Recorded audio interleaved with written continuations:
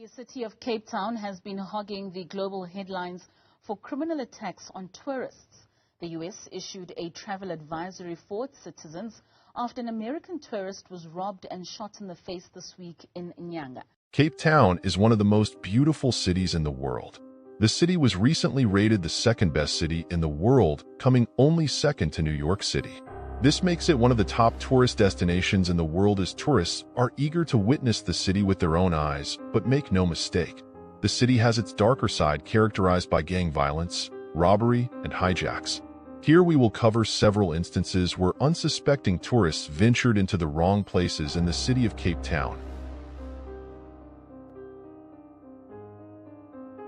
On the 3rd of November 2023, Walter Fischel landed at the Cape Town International Airport from Thailand at about 2 p.m. in the afternoon. The man from Connecticut was excited to venture into the city and experience the Cape Town atmosphere. The man wanted to first go to Simonstown, where he was to meet his colleagues before touring the city. I was coming to Simonstown to visit and then go to Hermanus and hang out in Hermanus for 6 or 7 days and then return back to the United States. After landing, he proceeded to hire a car at the airport as he wanted to drive to Simonstown.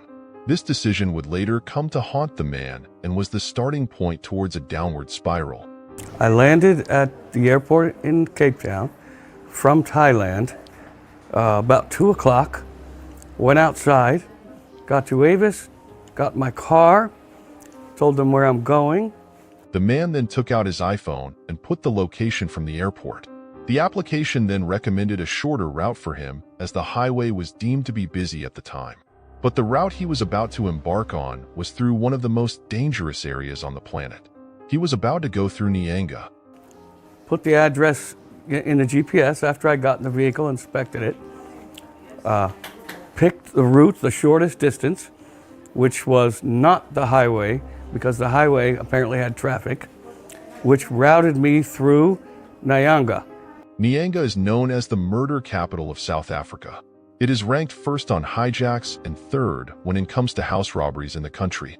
The worst part of the whole ordeal is how close the area is to the Cape Town International Airport. This is how the man ended up going through one of the most dangerous areas on the planet.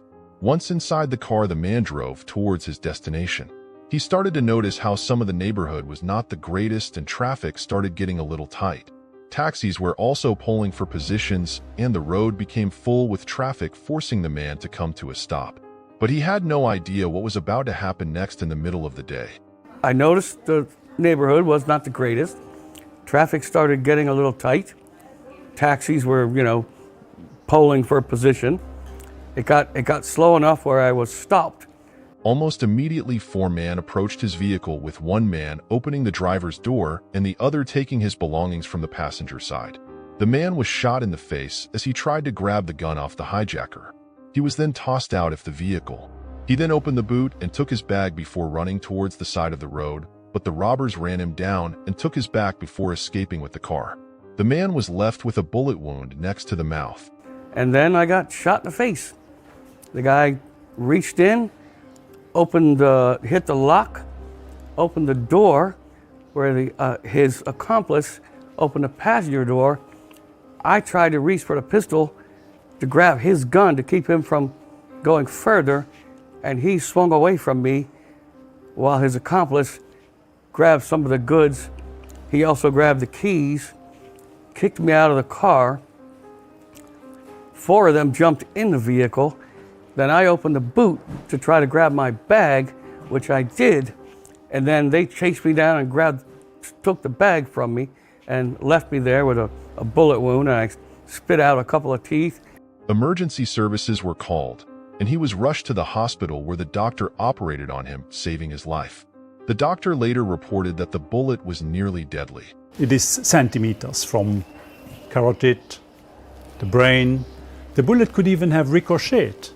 I mean, it's really very, very unusual to have a bullet still have the force to fracture the mandible, take out teeth, and then the bullet to stop and lie in the mouth. The man could not wait to leave the nation as the experience had left him traumatized. It's an area close to the airport, which you can easily stray into intentionally or unintentionally, and the public needs to be made aware of that upon entry.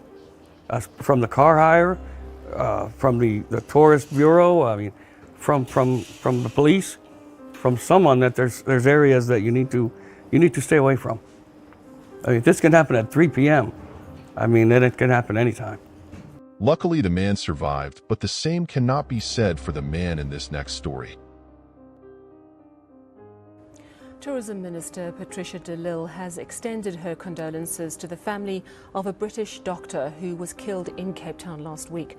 Ka Hao Teo was shot dead in Nyanga. On the 3rd of August 2023, a 40-year-old British doctor was driving near the Cape Town International Airport with his family, but nothing prepared them from the horror they were about to face in a township just off the international airport called Nyanga. Ka Hao Teo was a renowned surgeon based in the United Kingdom. The man was known for his excellent work focusing on foot surgery. It seems he was a well-respected doctor and trauma surgeon.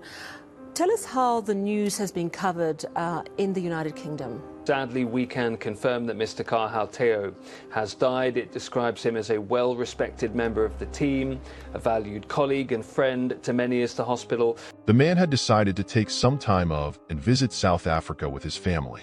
They chose Cape Town as the city is pretty popular with tourists, but the man had no idea the horror which was to come. The family landed well in Cape Town and began their 2-week holiday. On the fateful day, they decided to go to Hermanus, where they spent the day watching whales. After spending the day well, they then decided to herd back. They were about 30 minutes from their destination when they suddenly approached a roadblock on the road. The police then advised them to take another route through Nyanga. This was because of the taxi strike which was taking place during that time. In South Africa, taxis sometimes strike because of policies they might not agree on set either by the transport ministry in the nation or anything that might compromise their business. These strikes tend to be very violent. The doctor and his family had no idea how dangerous the situation they were in. But there is a specific part now of British travel advice for people travelling to South Africa which relates to the taxi protests in Cape Town. It says there are ongoing minicab taxi strikes in the Cape Town area. It says these strikes have the potential to turn violent and may impact multiple areas, including journeys to and from the airport. It advises travellers to check for any disruption on their routes before they travel. It advises them to avoid violent protests, and it says try to stick to major routes, for example the N2 motorway route. It also says be aware that GPS services could divert you into less secure areas or into ongoing protests, and it advises people to consider delaying their journey if there are protests ongoing and seeking advice from local sources like hotels, for example. It was also made worse by the direction the policeman recommended the family, for this is one of the most dangerous areas in South Africa. With the added element of a taxi strike, the chances of a violent encounter skyrockets for anyone who ventures in these spaces.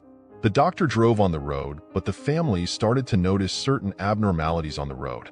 They could see burning car wheels on the road and a lot of pedestrians blocking the traffic. They then passed a burned-out bus which was recently set on fire, and they started to get really scared. Just moments later, the doctor's wife noticed a man approaching their car. He came close to the window and shot the doctor straight in the head. It's understood several suspects approached the vehicle and the doctor was shot and killed. The doctor's mother struggled to control the vehicle and they barely avoided crashing. The family was now in complete shock. The holiday had become a complete nightmare. The car had finally stopped near a gas station next to a police station.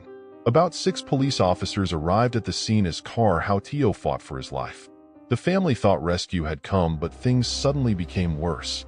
The officers asked them what had happened, but refused to call the ambulance.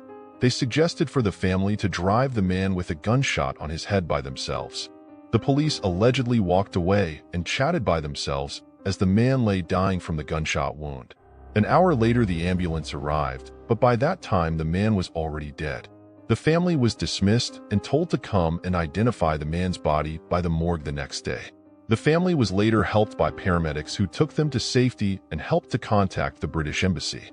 The renowned doctor had lost his life in the most brutal way in one of the most dangerous townships in the world.